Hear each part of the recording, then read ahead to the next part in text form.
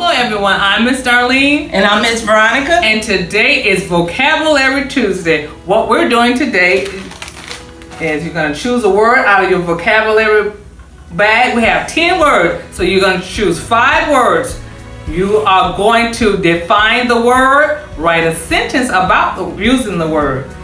And the word that we picked out today was annoy, and it would be in your bag. So we're going to give you the first word, and you would take your tablet,